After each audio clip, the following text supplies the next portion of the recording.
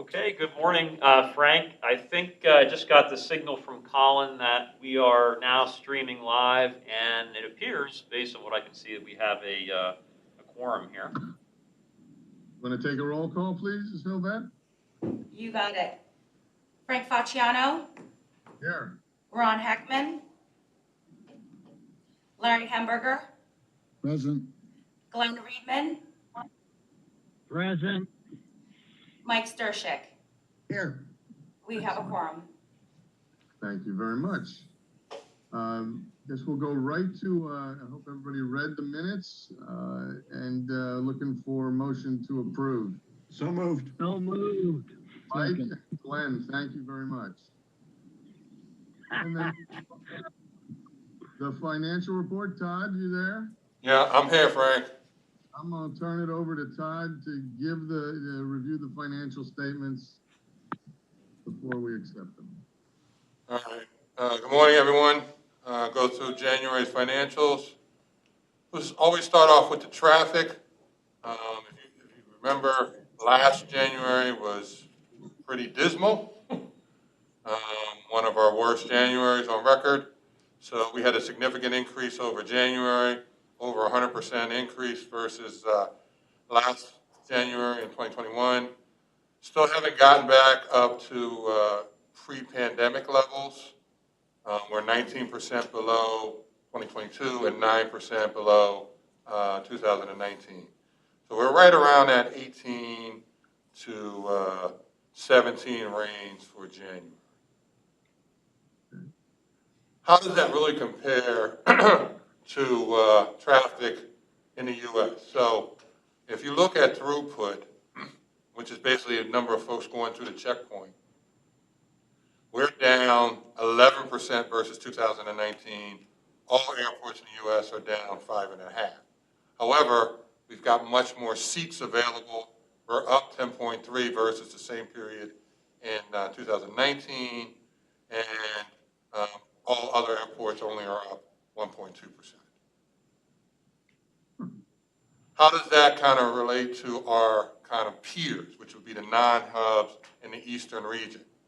So if you can see, we're doing pretty good compared to our peers, and this is the same bunch of airports that we use in our kind of peer study that we've done all the way. But you can see that, that 11% negative throughput is pretty good compared to our peer average, which was almost negative 31. If you look down toward the bottom then at AVP, that would be Scranton, and you can see how bad they're doing, and you see MDT, which would be Harrisburg. Again, we're doing much better than our peer airports. Again, our seats are up, so the seats are there, and hopefully the traffic will come after that. I like that, Todd. I like seeing how we are in our comp set. Thank you. Well, anything that makes you feel good, Frank, makes me feel good. All right. So then let's talk about our financials for the month of January. Net income. It's always good to start off the year on a positive note. We budgeted a pretty negative number. We budgeted a negative $352,000. We're actually positive $299,000. And again, the nice thing about these numbers, we start to get into the world without CARES. So there was no CARES in January. This is truly just operationally without any of that CARES support, which we know will at some point disappear. But overall income, again, very positive, 299K. A lot of that is driven by revenue. And if you remember our budget of integrity that we talked about when we did it both in August, of that full staffing that we anticipated January 1st, we haven't gotten there, and that's part of the reason that our expenses are down, even though we had a very bad month as far as snow. Our overall budget, you've heard me say, is about $300,000 for snow for the entire year, and we spent approximately $150,000 just for the month of January. And most people don't think January was a bad month as far as snow, but we had multiple events. And from our perspective, as far as cost, it's much easier for us to have one big event than to have a lot of small events. Traffic, as we talked about, down some so you can see the impact on the parking. But again, that's all good stuff, the way to start off the year, obviously on a positive note. I have a question, Todd. Yes.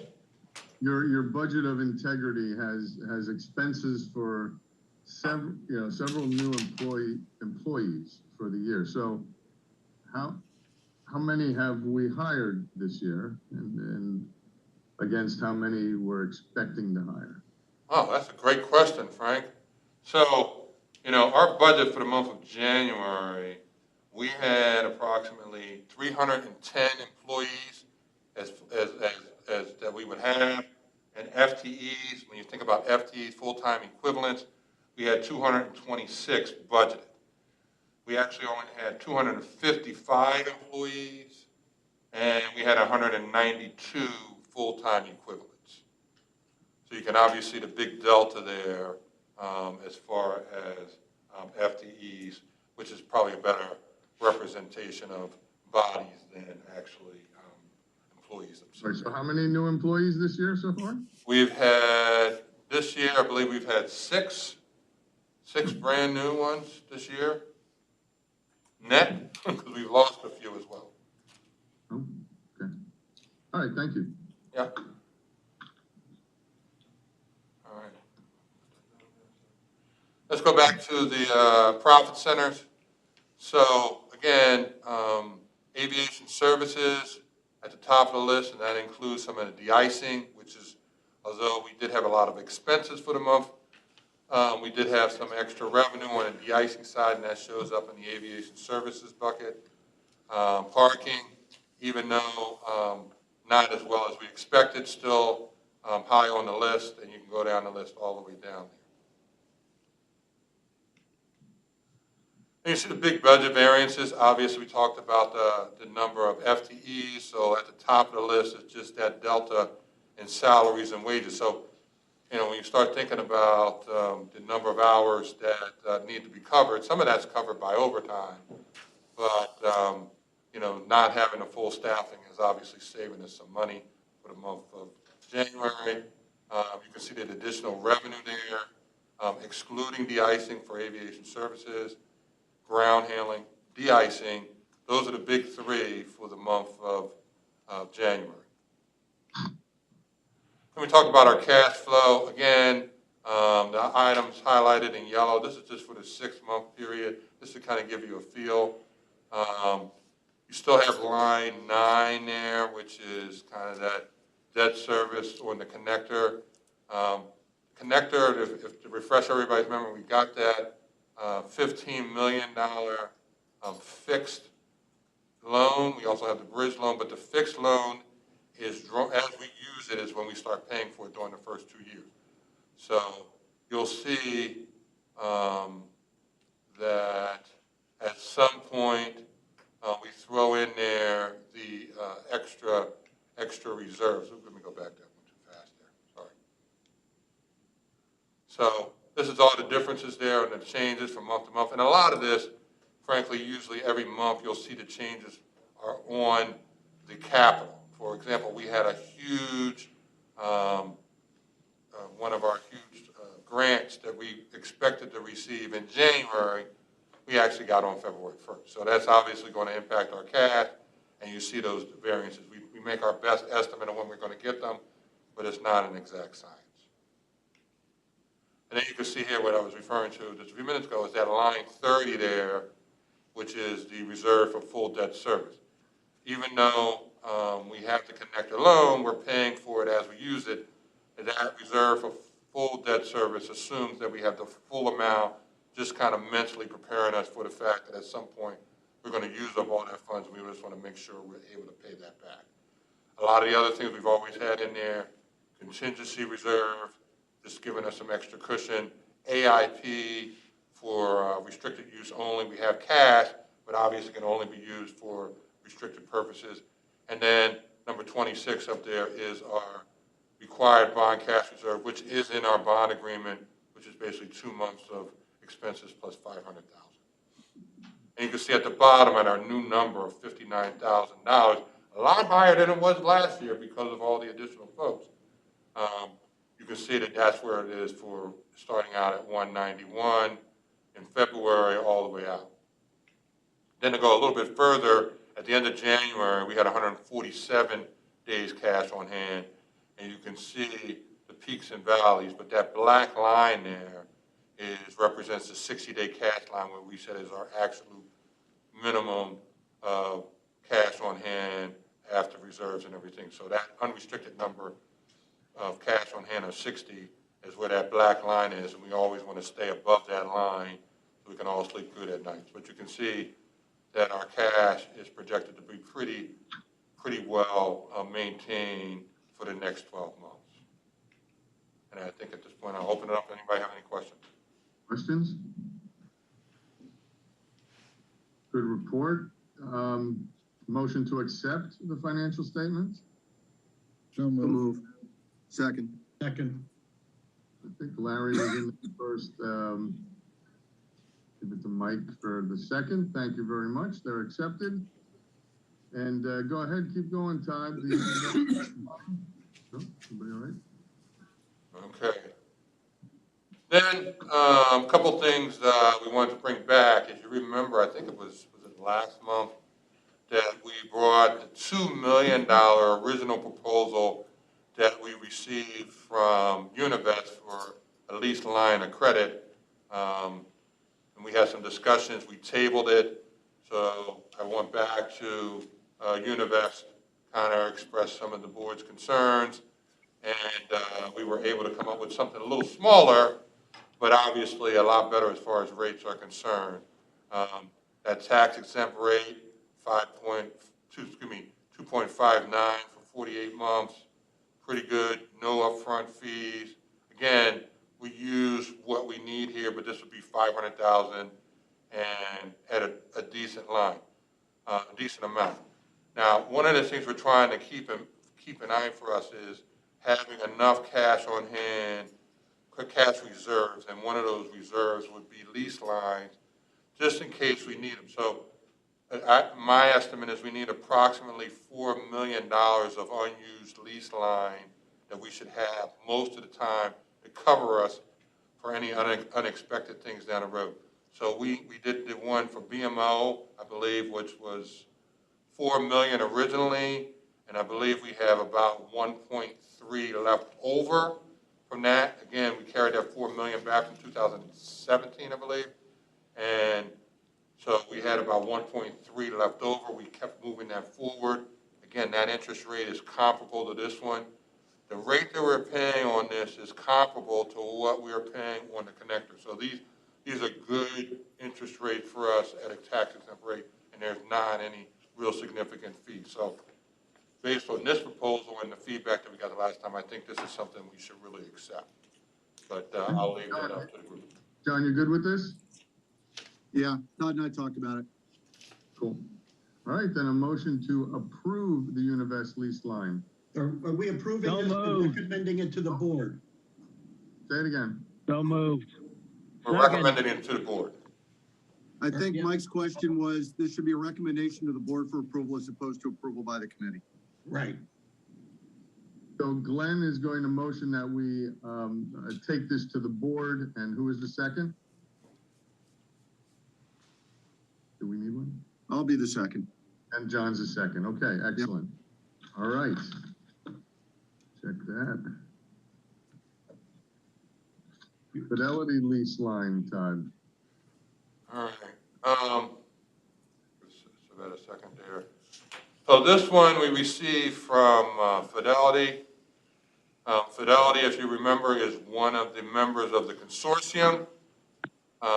Again, not quite as good as the one we got from Univest, but in the same ballpark, really in the same ballpark. We got some small fees there, not significant, and the interest rates a little bit higher. But again, all within the same availability or same threshold that we're paying on the connector, all around that same, 80 to 82% of the Wall Street prime rate, which, gets you in that 2.5, 2.6 range, which is pretty good, actually 2.6, 2.7. So again, the fees are pretty minimal.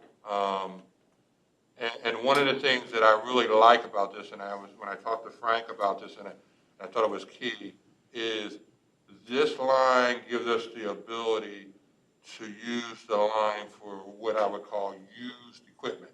Now, we don't necessarily buy used equipment that often, but what happens often is on these lease lines, they're not like you pay as you go. We have $2 million. We take a portion of that, and that converts to a term loan. And in order for that to work for us, usually we do them in pretty significant increments, like $500,000. That's what we have on a lot of these. So a lot of times we might not have $500,000 at one time, and it might take us longer than 6 months to kind of gather $500,000 to use on a lease line. And in our arrangement with BMO, some of those equipment items become stale, and in their opinion will become used, and we could no longer use the lease line for those pieces.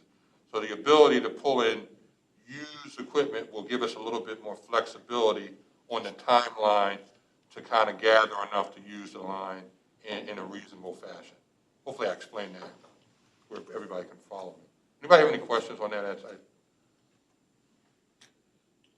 Okay. Yeah, no question on that. The only recommendation I would make on this one is I would motion to recommend a board that we accept it, subject to the removal of the $500 upfront fee. Okay. I'll second that. Good, all right. So taking it to the board, and we want the $500 fee removed to approve it. Yep. Correct? Okay.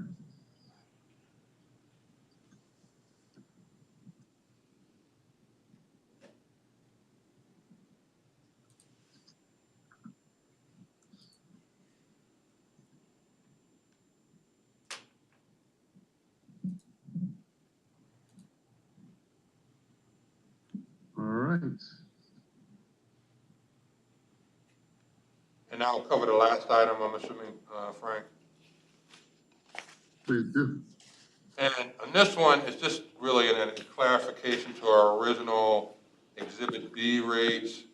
We added in, for clarification, a main terminal rate and a blended rate, so there would be no confusion. We always had a Wiley rate, but a blended rate is kind of the mix of the main and the Wiley building. Obviously, Wiley is a little bit less expensive than the main terminal, but then the main terminal rate, so it's a little bit clearer and easier to understand. So we took the original one, we just added that, so it was a lot clearer.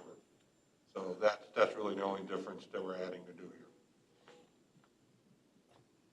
Any questions?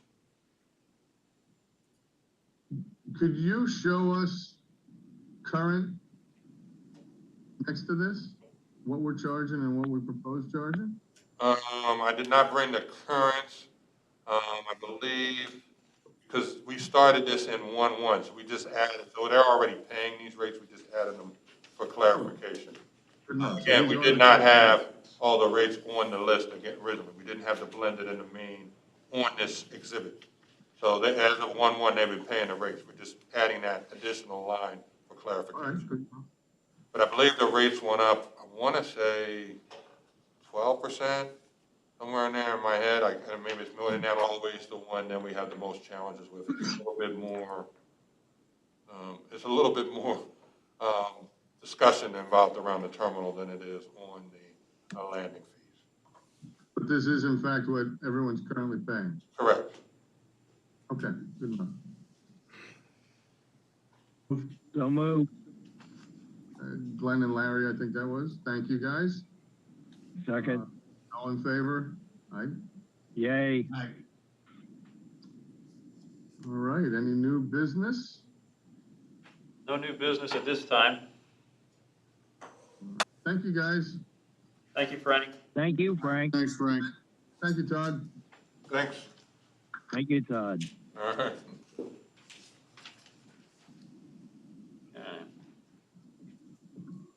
Be right back. Who's on? Oh, it must be a big table, all right. Yes.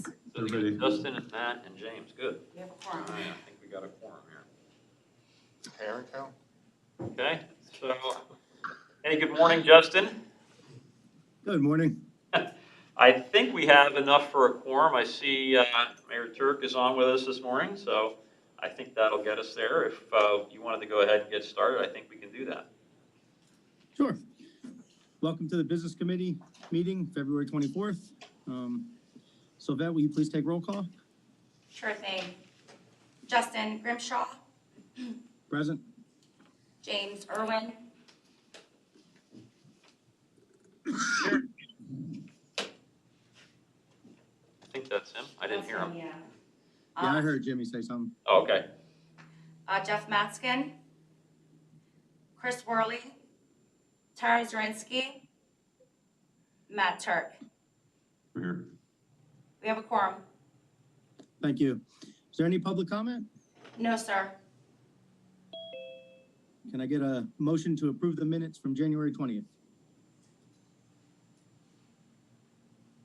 Not all at once. So move. Motion.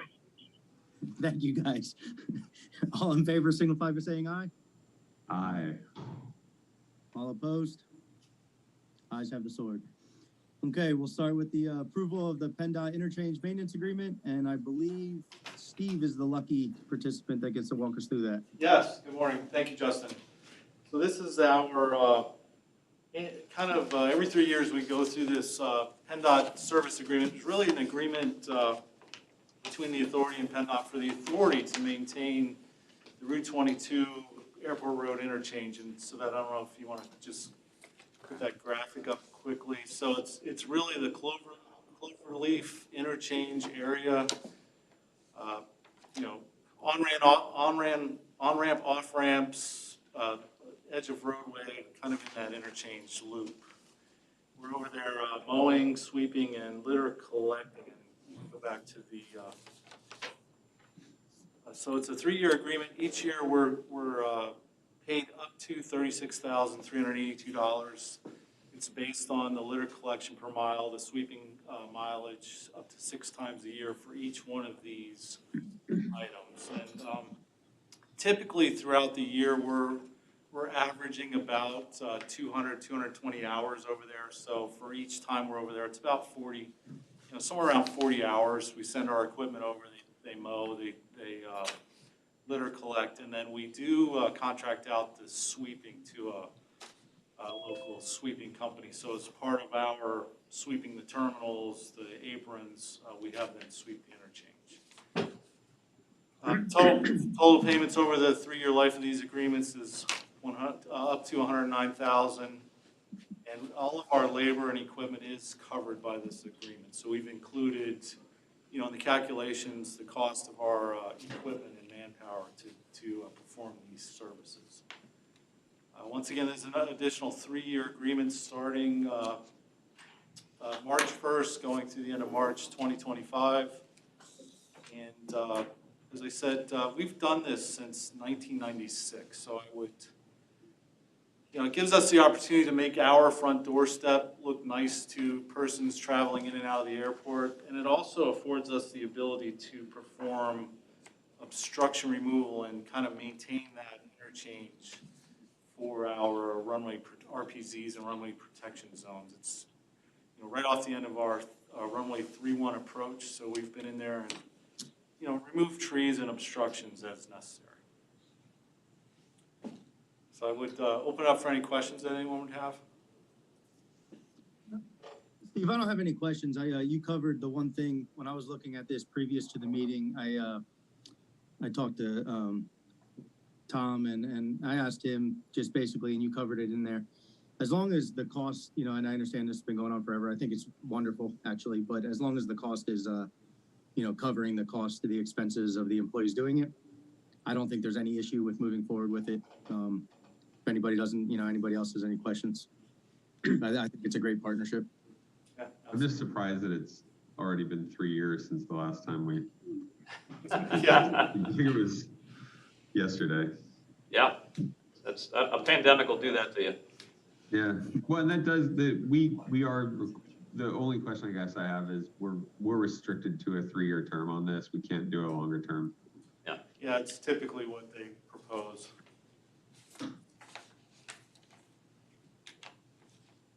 Okay, so I would look to, for approval, I did list the three, there's 3 separate agreements, as I said, one's litter, one's mowing, and one's sweeping. So those contract numbers are listed below, but that's what we're looking for is the ability to sign for those 3 agreements. Do we have to send this to the full board, or how does that work? Yes, everything will go to the full board. It's just the committee's approval to the board. Okay, yeah, and then I'd entertain a motion to, approve this and send it to the full board. So moved. Any second? You can second it, right? Jimmy, help me out here. Thank you, pal. All right. All in favor, signify by saying aye. Aye. Ayes have the sword. Okay, we'll move on and to the main terminal chilled water plant, and I believe the replacement system, and I believe Steve gets to stay up with that one as well. Yes, thank you, Justin. I'll probably look for your comments for some help on explaining this, but basically, this is the control system for our chilled water plant. The chilled water plant is what provides the air conditioned cooling for the terminal building, and that smart control system actually failed in October of 2021, and we've been pestering SMART and our service providers to provide the new control system. It's actually the Generation 5 smart control system, which they are unable to even provide a date or commit to a date or month or time frame that this new Gen 5 smart control system will be available. So what we've spoken with one of our service providers, HT Lions. They're proposing a complete replacement of the smart control system. So the chilled water plant and all of its mechanicals stay. This is just the controls for the system. Well, we'll remove all the smart controls and put in a microcontrol systems. The cost for that, and this quote is through PA CoStars. I've identified the contract number there. Total cost is $36,815, which is about 50-50 parts and labor. Just what they have offered, instead of doing a complete replacement, we can rent a 200-ton cooled chiller until the smart Gen 5 smart controller is available, and I've identified that's about $16,000 to install that rental, and then $6,700 a week, or almost $17,000 a month to rent. So our recommendation is just since we're going to need cooling here in about a month for this building, it might still be early spring, but as soon as the sun starts cooking on this building, we will need cooling. Our recommendation is to move ahead, remove all the smart controls and replace with the microcontrol systems. And I would open up for any questions. Yeah, again, I mean, I looked into this a little bit, before the meeting, and did some, some of my own talks on it. I agree.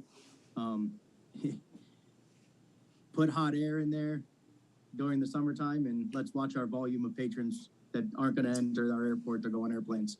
I think it's a necessity. I think Lions is a very reputable company in the area, and I think it's a necessity to get this done. So, I would say there's no other questions. We can, we can move this to the full board as well. Steve, Larry, I just had a curiosity question. What's this chilled water used for? It's actually the system that provides the cooling or air conditioning for the building. So it actually pumps the chilled water throughout the building to cool as part of the HVAC system. So it's one aspect. The other aspect is we pump a lot of hot water around the building too. So those two systems balance each other. And we haven't needed it all winter, obviously, because we're primarily heating. But Darren can probably attest, in October when this failed, we got quite a few complaints from our stakeholders and employees because for a week the building was rather warm.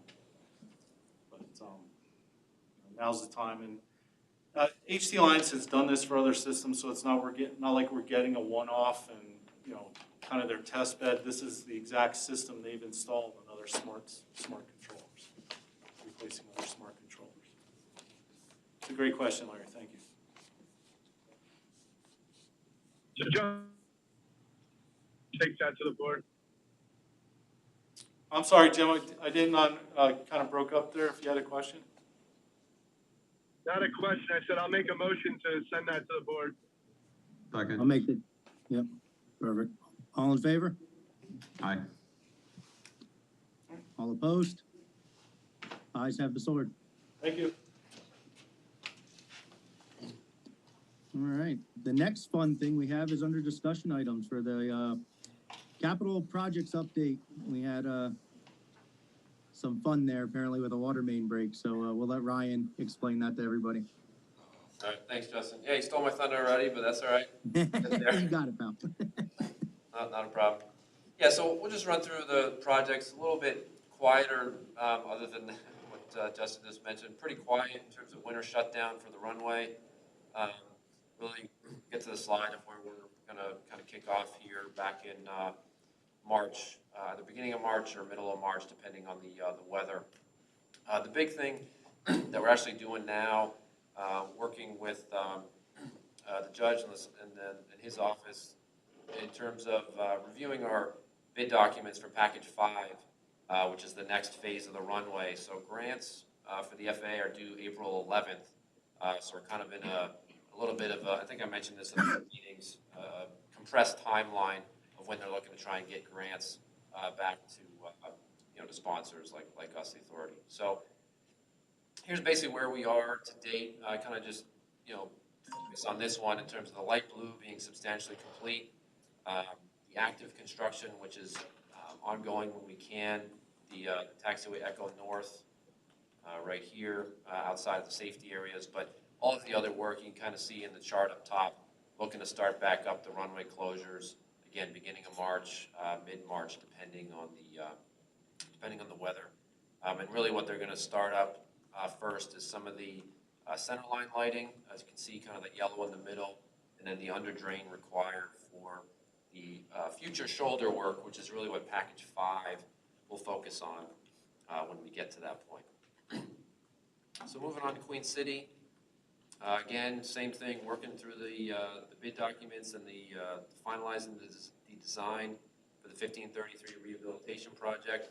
Again, those grants are due April 11th, so we're looking to put those out here shortly to get some pricing to put in for our grant components there as well. One thing I'll mention, in terms of next month, we are working with the FAA on some of the infrastructure funding, the bill funds that have come out. There's some different buckets in terms of formula driven as well as some competitive programs. So we'll update the committee as we get more information of what projects are being allocated to those funds, and, even in our capital program for years ahead. And really including some of our other CIP projects that were included in the budget, just given the timing as we're progressing things, like we've been talking about like the Hangar 7 bathroom renovations and some of those other projects, we'll kind of get to, as things progress a little bit further. So moving on to Braden, there's been quite a bit of progress since our last committee meeting. Again, it's about 120-day contract duration, weather dependent. Did start site work and earth disturbance basically beginning of January. The modular units are on site. They're starting to place them. You kind of see one of the units there. Continuing to do some of the foundation footers basically this month, and then fully setting the building by about mid-March, and working through some of the utilities around the site as well. Late yesterday, they actually ran into a minor sinkhole off to the side where the water line is. Not affecting the water line itself, but they're actually taking care of that this afternoon before the weather hits. So, so just working on that. Just want to make the committee aware. But that's moving forward. Again, hopefully Mother Nature continues to cooperate. And speaking of sinkholes, and I'll touch on this, but I know Steve and his team really did a great job really addressing this issue. Actually, two issues. So the first one was January 21st, we had a water main break over near Hangar 1, which is the Hertz wash bay area. Kind of see the picture on top. Again, it was shut off once we were able to locate some of the valves with the Bethlehem Water Authority, make the repairs. And then I know those ones, because there were some larger areas, required a bit more time to get the service road and Gate 8 back up and operational. So that was done February 17th, and then February 22nd, we had another break in a different area. You can see that they're repairing that on the bottom picture there. And that service was restored after about a day, just because of the work that was done, by Steve and his crew. So really what we're trying to do next is the area, the bottom picture is basically the east side of our old economy lot. So we're looking to actually have one of our survey crews do some ground penetrating radar to make sure there's no voids or areas that were washed out under that parking lot for our use, and obviously for the safety of cars in that area. So looking to get that done. Once that's complete in the spring, we'll coordinate with our on-call paving contractors to pave the areas that were repaired and obviously make any adjustments in certain voids they might find under the pavement before they become an issue. So I don't know, Steve, is there anything that I missed from that or you want to touch on? No, Brian, you summed it up. The good news is that our maintenance department did the majority of the heavy equipment operators. So that's our equipment with our maintenance folks doing the digging. We did have to bring in outside contractors because they specialize in, the one main was a 10-inch main, so they have the equipment to, cut and splice and put it back together. So, great project with our team and outside contractors. Yep. So, Question. Is there a way to know the integrity of the water main around the rest of the property? We just wait for future breaks to know that, or? So that's a great question, Frank. I'll just let the mic drop right there. Yeah, so a lot of where the soil washed away is not adjacent to the water main. We think the washouts go downhill and the water main kind of goes across the parking lot.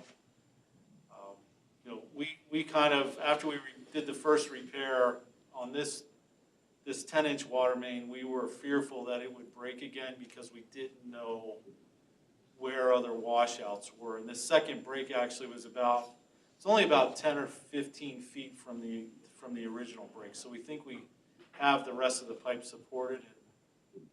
I'm not going to say there's not a concern going forward, but we think we have the pipe supported, and part of the ground penetrating radars to see if there's any other voids we may not see. But yeah, that's a great question. Thank you.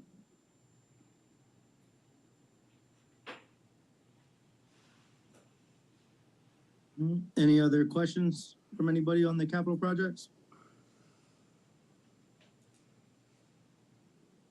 All right, thank you, Ryan.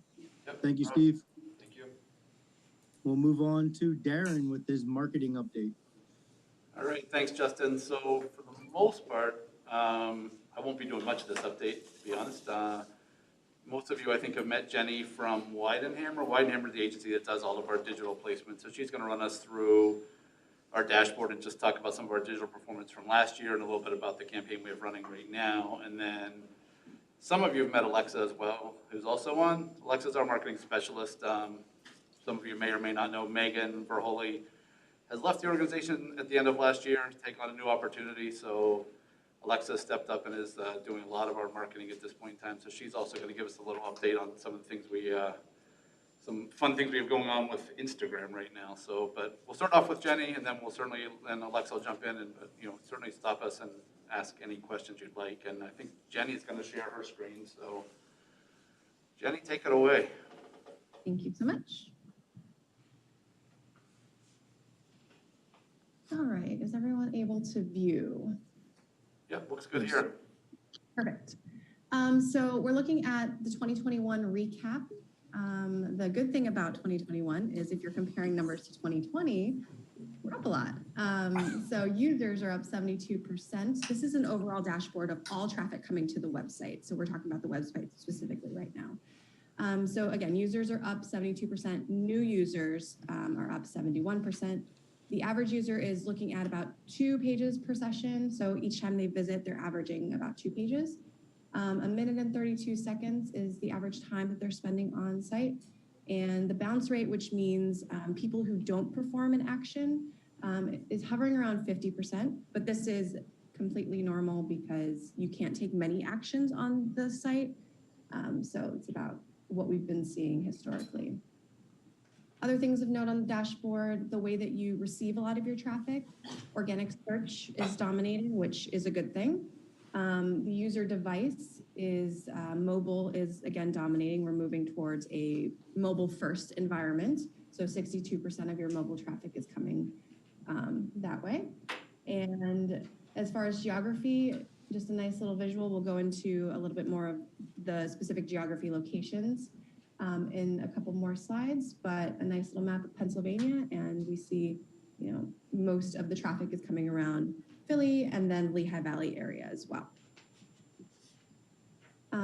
Traffic trends, number of sessions. I did a year-over-year comparison because it shows a really good illustration of 2020 versus 2021. You know, in March of 2020, everything kind of shut down. And so we see this big dip down here, but then we're recovering in 2021 and continue to recover today as well. Any questions on page 1? All right, moving on. This year, we also refreshed a number of our targeted personas. So these are the people who we are targeting mostly on social media, but other places as well.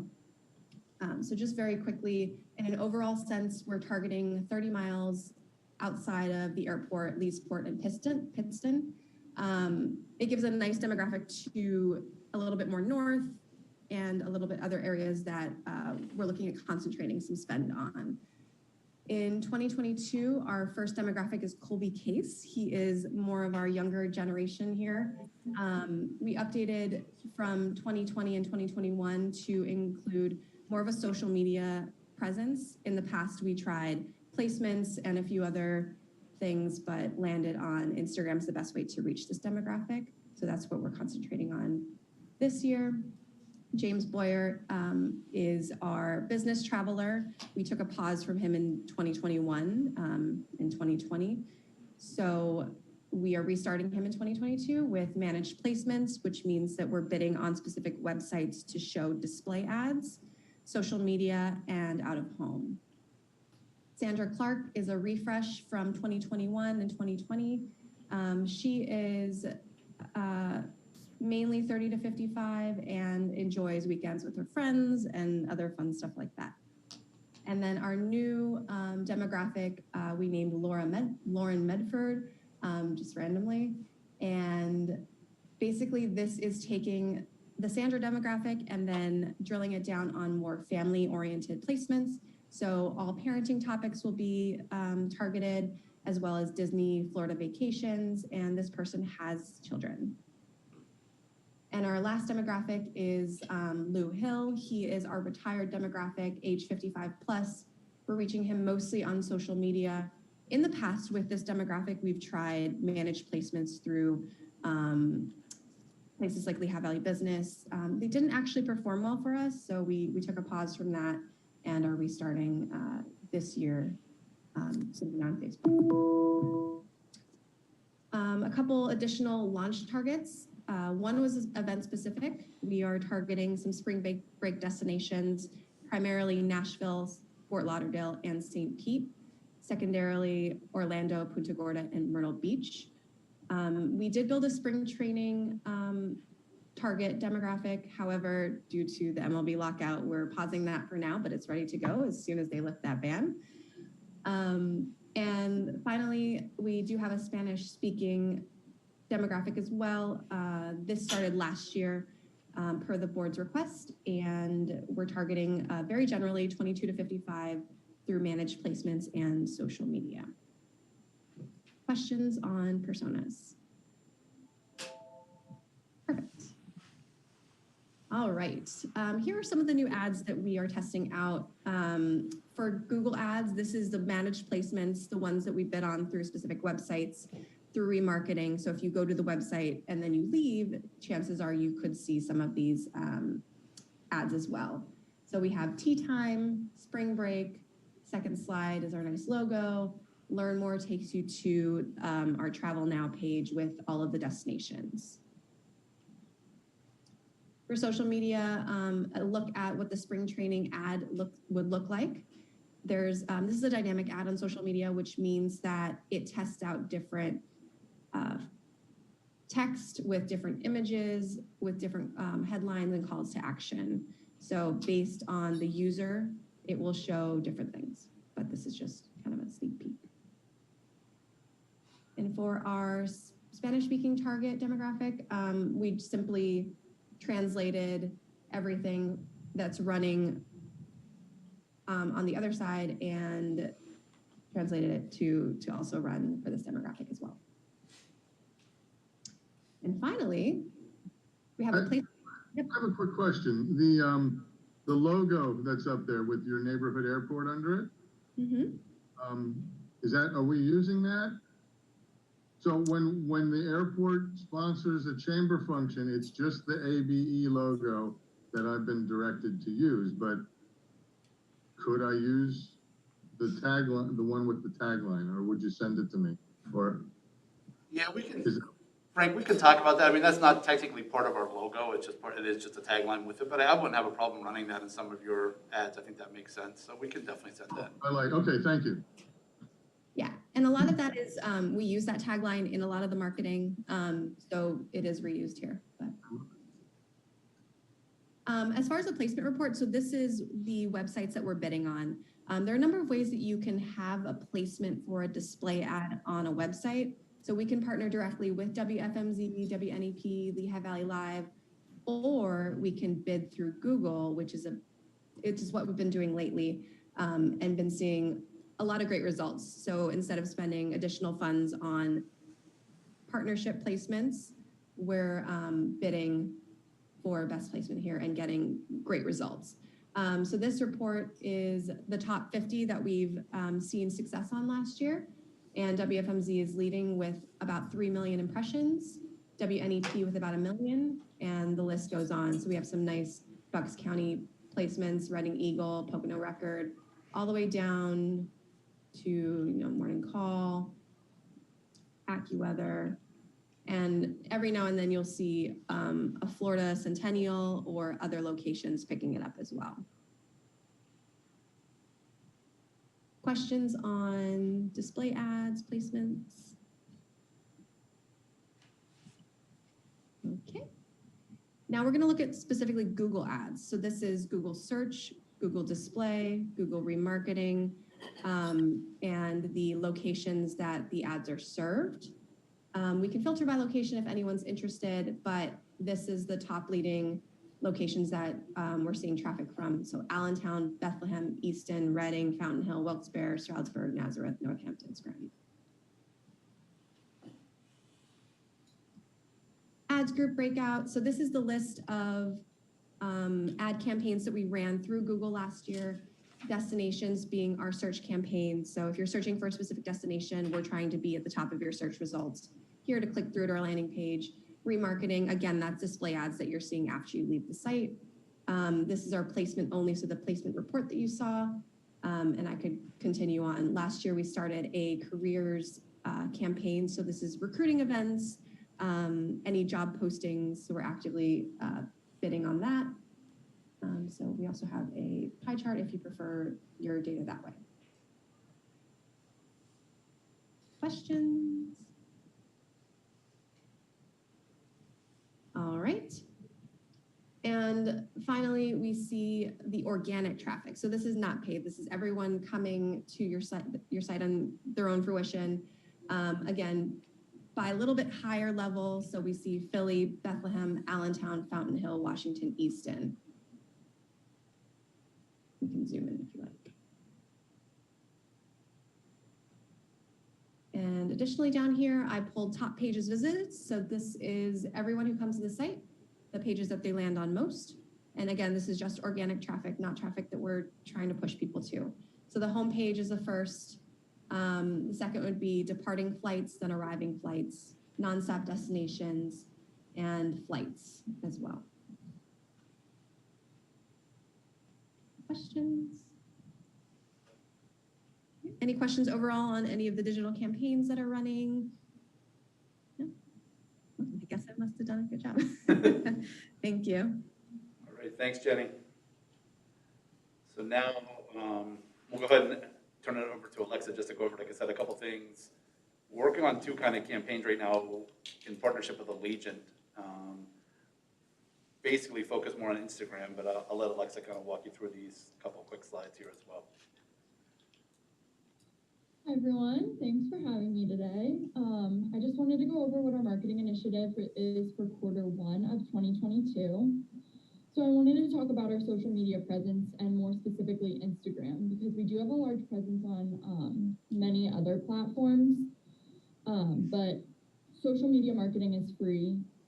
And Instagram gives us an opportunity to be more fun and creative with things while also reaching a larger audience that we haven't been able to quite grasp as well, which is our millennial audience.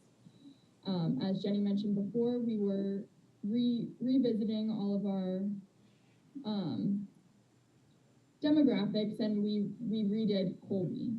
So that group of people is more of like a wanderlust, fun, wanna save the world kind of person. So let's go to the next slide and talk about how our spring break travel initiative with Allegiant will help us kind of reach our goals for Instagram. So they gave us 4 free tickets to give away to our passengers and followers to like the post, follow our Instagram and Allegiant's Instagram, and then tag 3 friends they want to go on spring break with, which will get our name out there more, Allegiant's name out there more, and for an extra entry, they can share their post to their story to all of their followers, which could be from 100 to like 10,000. This campaign will not only increase our social media presence, but it'll push our more desired destinations. And it'll also help us reach an audience that, like I said before, we haven't had as much luck with in our marketing efforts. We did reach out to the local colleges to partner up for this project, but due to COVID, the response wasn't as great as we hoped for. So maybe next year we'll be able to really get them involved. But Alexa, I think we do want to mention, the whole contest is targeted at students though still, even though we're not, like I said, we weren't able to work directly with the colleges this year. We did target this at students, and hopefully, like you said, in the future, we'll be able to do something kind of fun with all the college campuses, maybe when people are back to doing more in-person things and those types of things in the future. So then our next project with Allegiant is our influencer campaign. So we chose 3 influencers to go to 3 separate destinations, which is really an awesome way to get the airport out there and show off the destinations that we offer here. These influencers, they have a strong following and a high reach of people, and not only are they marketing the destinations, but the airport as well. As you can see in the above slide, that this is one of the influencers that we chose. Her name's Julia. She just left out of ABE this morning, and these are 2 of her posts so far. So we chose 3 destinations, which are Fort Lauderdale, St. Pete Clearwater, and Nashville. These are based off of the interest shown through the analytics that Allegiant sent over. And the influencers were chosen through Allegiant. They gave us a list of options, and we chose who we thought would fit best. They have a whole social media team behind this who found the influencers that match the following criteria, which are the amount of followers they have, their true reach must be around 5,000 people, which is the number of people who normally see their content. Their engagement rate is at least 5%, which is the number of people who interact with the content, and the audience geography, which is at least 10%, which is mainly concentrated in our target market. A lot of these influencers are from the Bucks County area, to help us reach a target audience that might be choosing between ABE and Philly. Do you guys have any questions? Any questions for Alexa or anything in general, or for Jenny, for that matter? All right, hearing none, thanks, guys, we appreciate it. Thank you. All right.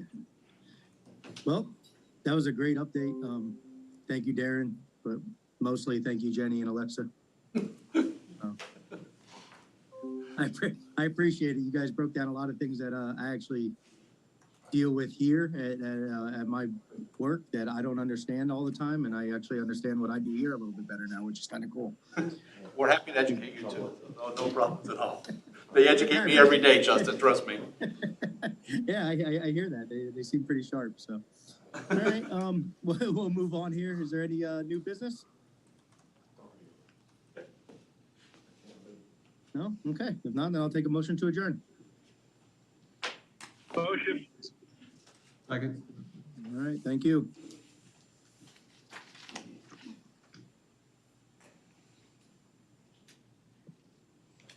Okay. Moving on to exec. Certainly, Do we have a quorum? we do. We do? We do. Awesome. Then I will go ahead and call the February 2022 meeting of the LNAA Executive Committee to order. Sylvette, please conduct roll call. Matt Turk, I'm here. John Hayes, Here. Mike Stershik, Here. Tara Zirinsky. We have a quorum, sir. Excellent. Thank you. First order of business, is there any public comment? No, sir. Okay, thank you. Next, I'd ask that if you had an opportunity to review the meeting minutes from last month, if they're satisfactory, I'd entertain a motion to approve those minutes. So moved. Thank you, Mike. Second. Thank you, John. All in favor of approving the minutes, please say aye. Aye. Any opposed? Okay, minutes approved. Thank you. I trust you've also had an opportunity to review the invoices from Florio Perucci. They are in Novus, if you want to take a quick look. Otherwise, I'd ask for a motion to approve the invoices as presented. So moved. Thank you, sir. You have a second? Second. Thank you, Mike. All in favor of approving the Florio Perucci invoices for January 22, please say aye. Aye. Aye. Any opposed? Okay, minutes are approved. Thank you. Couple items here. We're going to have an update from Connie in a second, but we are approaching April. We're approaching reorganization. And as such, I do need to ask someone to step up and chair the nominating committee. I see Larry's here and I see he's unmuted. Larry, I second the motion. Admirable job over the preceding years. You are Mr. Nominating Committee. Would you do us the honor of chairing the nominating committee again this year? Yeah, I'll be happy to help and track the people down and maybe get somebody else to make the presentation. But yes, I'll be happy to help. Excellent, much appreciated. So timeline will be Larry will form a nominating committee, and will anybody who's interested, please get in touch with Larry. We will need a slate to be presented to us for our March meeting. So the nominating committee will need to meet sometime in the next few weeks so we can have a slate presented to us in March, and then we will vote on that slate and on those officers in April. I'll say for everybody's purposes here, I do not plan to serve as the chair of the authority going forward. So we will be looking for a new chair for starting in April. So please get in touch with Larry. Larry, and anybody who doesn't know who's new to the board, Larry has done a phenomenal job over the past few years chairing this committee. Very diligent and just an excellent chair. So thank you so much, sir, for accepting the responsibility. Sure thing. Okay, Connie is going to give us a commercial services update. I think this is our first repeat update for our executive committee. So I'm That's right. excited to see what's new in commercial services. Oh, thank you, Matt, and good morning, everyone. And I'm glad you said that because I'm excited to share with you what's new in commercial services. So first up is passenger services. Just to recap, we have about 35 to 40 employees, and we are airport greeters, and we provide assistance with luggage, wheelchairs, jump starts, of course, our Transbridge ticket sales, airport parking shuttle, and checkpoint exit lane during the evenings when the TSA finishes up for the day. But also wanted to share a photo of Carol Kelly Smith. She's been here, I believe, since 1990. She started off in Airline Services and now is in our passenger services department. You can say hello to her on Tuesday, maybe before the board meeting. But most importantly, I did get Carol's permission to share that Carol's 85 years old. So I just think it's fascinating that she's still working here with us about 20 hours a week. Okay, passenger services, it's just that. We provide services for our passengers for all of our air carriers here at the airport. In 2021, we ended up assisting 11,603 passengers with wheelchairs. And you may recall, we placed an order for 20 of the newer wheelchairs last year, and we just placed our second order. So we have 20 additional new wheelchairs arriving in March. So we'll have 40 of the new wheelchairs, 50 of the old. So 90 wheelchairs, 100 luggage carts. May not seem a lot, but in order to locate them every night and disinfect them and stage them, it's a small task for sure. And then, of course, in 2021, we jumpstart 132 cars for our customers. So our shuttle bus is scheduled to be wrapped next week. So we'll be excited to roll it out this year for spring break. And it's a 14-passenger bus. We'll operate it over the holidays and our peak season this summer, 7 days a week. Next up is Airline Services. Our Airline Services consists of about 45 to 55 employees. Our big task is our airline ground handling. We provide customer processing, ramp, baggage handling, aircraft servicing, aircraft cleaning, and commissary. Commissary was new to us back when we started up the crew base in February 2020. It was new for all the employees, including myself, as a new service. We also handle public charters and provide aircraft de-icing. So we really do strive to provide the Gold Star service. So I just wanted to do a shout out to the Airline Services team. These are some of the awards that they did receive over the years for safety and performance. Okay, just some photos of aircraft commissary where we prepare and receive shipments. This is our commissary trailer. It's a small trailer. We sure do stock a lot of supplies in there, but it's a big job. We have Brittany and Dwight who do a fantastic job, and Steve in the photo. We do daily cart building, daily cart inventory, and we load the carts on and off the aircraft. Here's a slide of a sneak peek of what our peak season is going to look like with Allegiant in terms of our arriving and departing flights. Looks like it's going to be a very busy summer. No surprise there. The flight schedule was loaded not too long ago, and so we're in the process now of preparing our staff to be ready for the increase of passengers. And the second graph is, of course, similar with the available seats. All right, I guess we'll be doing a little bit of this tomorrow, but I had to share the photo of Jason, who is our de-icing king. He loves to send me these photos, and I love to see him. Jason's been at the airport for about 27 years, and he does a fantastic job. And of course, just a recap of the air carriers that we do help and have contracts with for aircraft de-icing. And we even helped out American and Delta in the month of February. So I have to thank the board for, I think it was 2 years ago, approving our 2 new de-ice trucks because we sure needed them. All right, and just I wanted to share with you our aircraft de-icing events. I was actually surprised to see that just in January, we had more de-icing events than we've ever had since I've been tracking it, I think since 2005. So we de-iced 70 aircraft last month, and right now I think we're trending for February to be about the same as last year for de-icing events. But you know, I think Steve can attest to the fact that what a challenge this is to staff for winter operations. And of course, we couldn't do this without the help of some of Darren's team.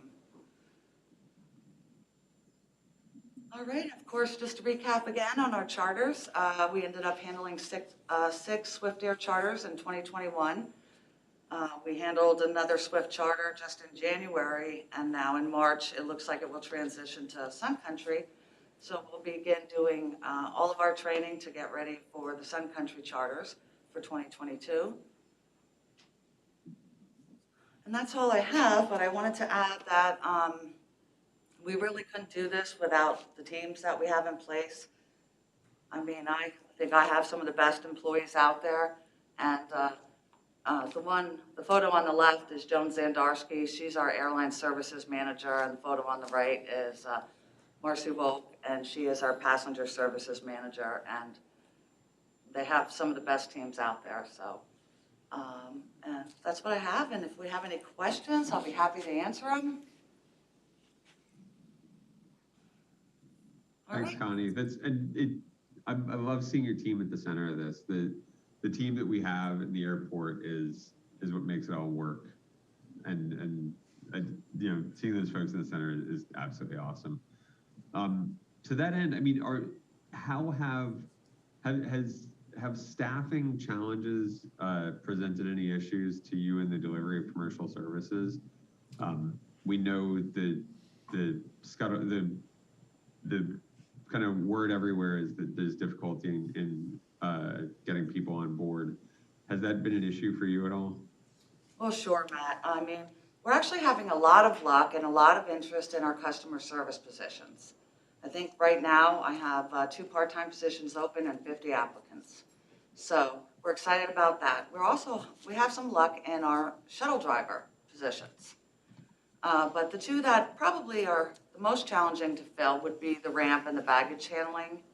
So we're taking a look at that and what we can do there. I will tell you, those who do come on board. There we go now. We could watch it together, I guess. Paul, you're not on mute. There you go. Paul's on mute. Those do come on board. When they stick it out for 6 months, I think that they really enjoy the position. So it's just to get to that 6-month mark. You become very comfortable. I mean, we do offer airline, travel, past travel for our customer or our employees. My apologies. But yeah, so we try to be creative. We try to really make it a nice place to work, and we really do try to take care of our employees. Hey, Matt, having some experience in this, for years, we did not pay substantially to our ground service people. But I think that's been adjusted, and I think the financial barrier has been removed. Correct me if I'm wrong there, Connie. Yes, Larry, we did address that, and our starting salaries are very competitive with this position, So, and also, we were able to hand out some bonuses last year, which we're also, very, very grateful to do that for the staff that works very hard. Pulling an observation from my own experience here at the city of Allentown, that these investments in these core services are usually underappreciated when we get to budget time, but they're absolutely felt in the operations. So making sure that we are taking care of these folks and that we're making sure that they can deliver the highest levels of service is incredibly important. So thanks for the work that you're doing here. Thank you, everyone. Stay safe tomorrow. Thanks, Connie. So I don't think there are any other items here. is there any new business for the committee? Matt, I just had one question that I wanted to ask this morning. Is Glenn in the room? Glenn is in the room. Okay, good. Glenn, wanted to ask about cybersecurity. We're hearing a lot of chatter from our regulatory authorities on the banking side regarding threats that have come through in regard to Russian cybersecurity attacks, not just in the Ukraine, where unfortunately things have started, but also on U.S. infrastructure, including financial services, which is where I get involved, as well as infrastructure, including airports. Is there anything that you can share with us or any steps that we've taken to make sure that we are as insulated as we can be in regard to this type of activity? Sure. So, I mean, obviously, the events that are transpiring right now are very concerning to all of us. And as you mentioned, there's significant credibility being given to some intelligence stating that some of these state-sponsored actors might be targeting U.S. infrastructure. So with that in mind, this isn't really anything new for us. You know, we're sort of always kind of on the cusp of, you know, being a target just because of the nature of what we do here. So with that being said, in the past year, we've been working on you know, battening down the hatches and trying to identify areas where we can improve our posture. So things that we've done just over, say, the last 6 to 8 months, we've introduced a new endpoint detection, network detection and response. So what that does is it actually allows us to see things in real time as they're transpiring on the network. So we're actually seeing things we didn't even realize. It's nothing that is a threat, but actually activity on our network we didn't really see before. So we have a lot more transparency now, and we get alerts instantly on those things as they're happening. So we can take response immediately when we see those things happen. So a lot more visibility on the network. Last month, we upgraded our endpoint detection software on all of our endpoints, all of our computers across the organization. I'm not going to name it just for strategic reasons, but it's an advanced software that U.S. governments and other types of agencies typically use. They've got a great support and response team as well.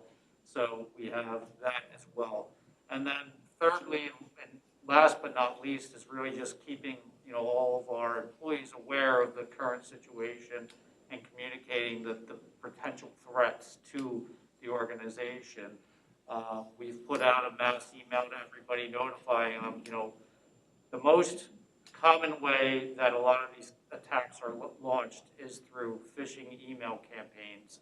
And we're trying to, you know, exaggerate to them, listen, we've got to be cognizant of what you're opening when you're inside your email accounts. You know, don't click on any unknown links from strange senders. Don't open those strange attachments. You know, if there's any question at all about what you're receiving in your email, contact IT and we'll work with you to identify whether it's safe. The one thing I did not mention is probably for about 2 years now, we've had an email hygiene solution that basically goes through, uses AI and machine learning to identify unusual anomalies in emails and potential malicious threats.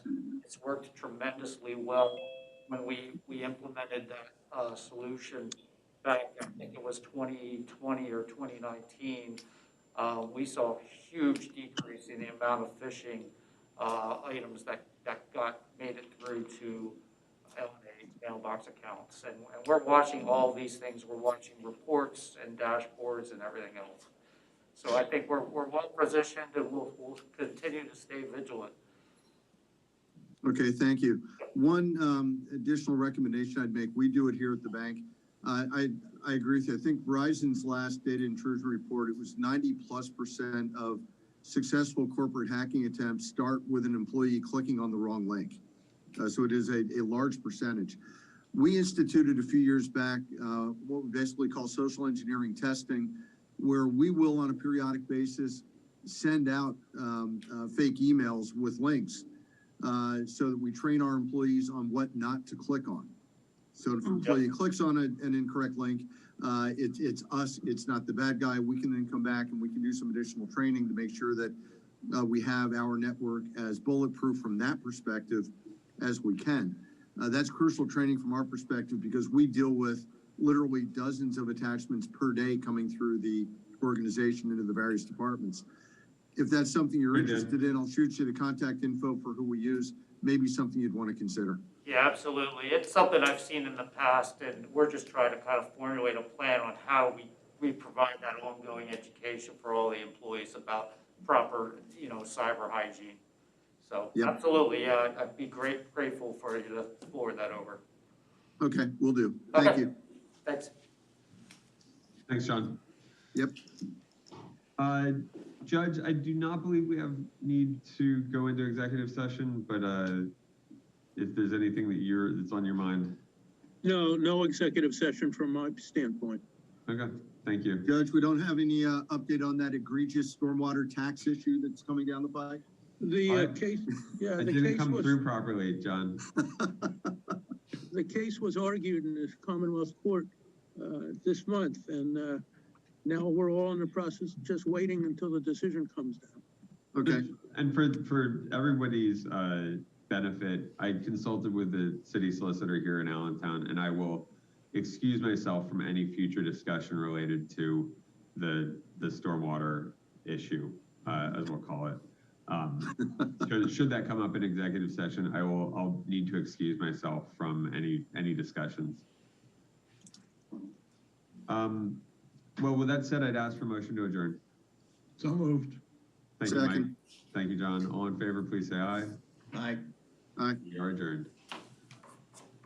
And I do have to, I don't know, I may have to duck out of this meeting prior to adjournment.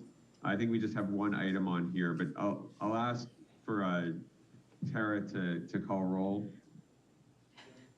Sylvette? Or Sylvette. I've done that before. I apologize, Sylvette. That's okay. All right, so Matt Turk, I'm here. John Hayes, Here. Paul Anthony, Hey, I'm here.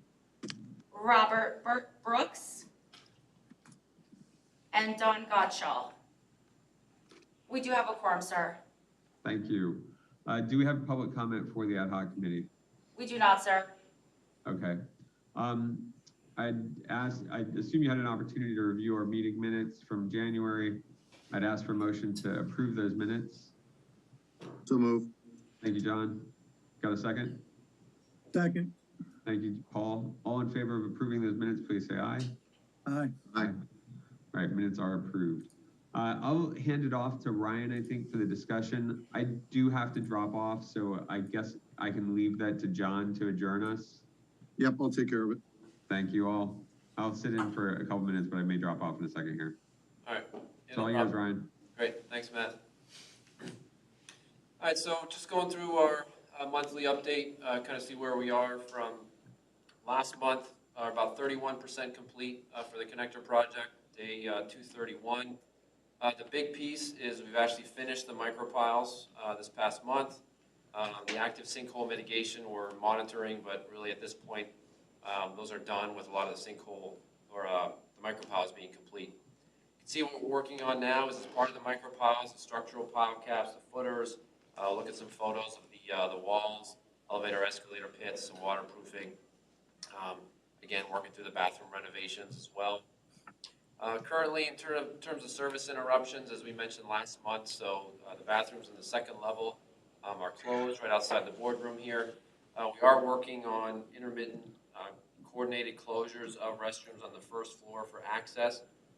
At this point, we've kind of put those on pause because we're making some adjustments to the layout based on basically the shell or the size of the restroom based on the demolition, making sure everything lines up. So we're working through some adjustments there just in terms of some of the layout that we're working through there. Again, kind of a look ahead at where we're going. The concrete masonry unit block construction, just part of the new wall structures are going up in certain areas. Vertical circulation drains, structural steel should be coming in the next few weeks. We've had some delivery delays that we've been getting in terms of the receipt. In terms of schedule, we're still ahead of our contractual duration, but we're looking to see, again, what time we can make up with some of that shipment delay. But obviously, they're still doing the other work elements on site. So here's as of yesterday afternoon, actually poured some of that the finished grade concrete there over and off to the side of the tunnel, so you can kind of see really the kind of that curved wall taking shape. And kind of in the background, some of the other photos, you'll see some of the elevator pits that they've been working on as well. Again, here's the restrooms, kind of in their current state. A lot of cleanup that was done, with wires and pipes and other components, getting it ready for the new outfit space that we're working on there.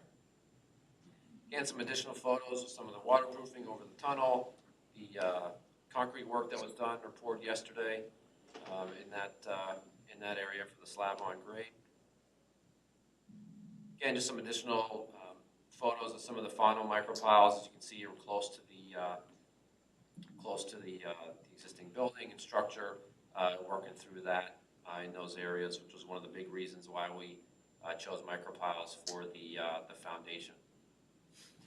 So we talked about this a little bit last month. Obviously, with the micropiles being complete, we do have kind of the final numbers and quantities that we're currently evaluating. Again, just kind of a recap during design. We had put some contingency in the lengths, but we had assumed the micropile lengths were anywhere between 20 feet to 90 feet. Last month, we were saying they were seeing between 20 and 130 feet. As of that meeting, it actually went from 17 to 170 feet in length, which is ridiculous how long that actually is. But based on that, we were anticipating a potential cost impact of about $450,000, which, again, just to reiterate, we had allowance and contingency in the project to cover some of those unforeseen conditions of what you don't know until you really start digging. And right now, we're reviewing with the engineer and the contractor the quantities, what was submitted. It's looking like it'll be somewhere around $400,000 that gets allocated to the allowance. And I'll show you kind of the overall numbers of where we are, which is still within our overall budget. But just wanted to make the committee aware, based on the discussions we had last month and kind of where we've ended up now that the micropiles have been completed. Again, where we are, current phase, micropiles being complete, still working on some of the other major elements we already talked about. Again, where we are versus last month, in terms of the progression, you'll see foundations have continued, the bathroom has continued, and then our overall, project status has continued to move forward. Again, the future phases we mentioned before in terms of the vertical circulation core, TSA equipment, and then obviously the tunnel portion as well. So again, no new change on the funding amounts. We did actually have a call last week with the designated state consultant for RACP. We did get confirmation that the $2 million and the $1 million award will be grouped together. Currently working through the basic final paperwork to see what's needed based on what we've already submitted for that formal application. And again, as a reminder, we did submit about $3.2 million for Penndot capital budget funding in December, hoping to get an award notice or an announcement sometime in the summer. So we're working with Colin, keeping an eye on that. I did mention before, we are constantly having conversations with the contractor, but this past week, our design team, inspectors, and program managers had a meeting with the contractors about the overall schedule, given the micropiles being complete, which was kind of a big milestone with, again, timing and unforeseen conditions, working through where we are versus that June 2023 date. So more updates to come on that as we continue to have conversations. You can see on the bottom table there, as I mentioned, the project itself has about $2.5 million in contingency. So again, that's where that micropile component was included in there just because of the, again, some of the unforeseen conditions given the area that we're in and sinkholes and so forth. I believe that's it. If anyone has any questions, we have to answer them. Is Matt still here or have I taken over? Looks like Matt is disconnected there, John. Okay, sounds good. I'll open up, I have a question, but I'll open up to the floor for questions from anybody. Okay, just one follow-up question in regard to the RACP grants. As I recall, RACP grants are reimbursement grants. They're not upfront. So this may be a question more for Todd. Todd, we've got the cash flow covered in terms of fronting the money and then recovering via the RACP grants. We're okay in that regard? Pretty much all of our grants are reimbursement grants, so it's not anything different than what we normally do. But yes, it's factored into the cash flow, yes. Okay, sounds good, thanks. Good update, Ryan. This project is, you've had your bumps, but this thing's moving along pretty well. It's good to see. Great, yep, yeah, no problem. Yep, absolutely. Okay, then I think the last is just open up the floor for any new business. Anybody have anything they want to bring to the committee? Okay, hearing none, I'd entertain a motion to adjourn. From somebody. Hey, John, it's Anybody? Paul, motion. Okay, thanks. And that's all we need is a motion to adjourn, so we're good with that. All right. So, okay, everybody, thank you very much. Hope you all have a great day. Watch the weather tonight. It's going to get interesting. Yep. Thanks, everybody. Thanks. All right. Yep. Have a good day. Bye-bye.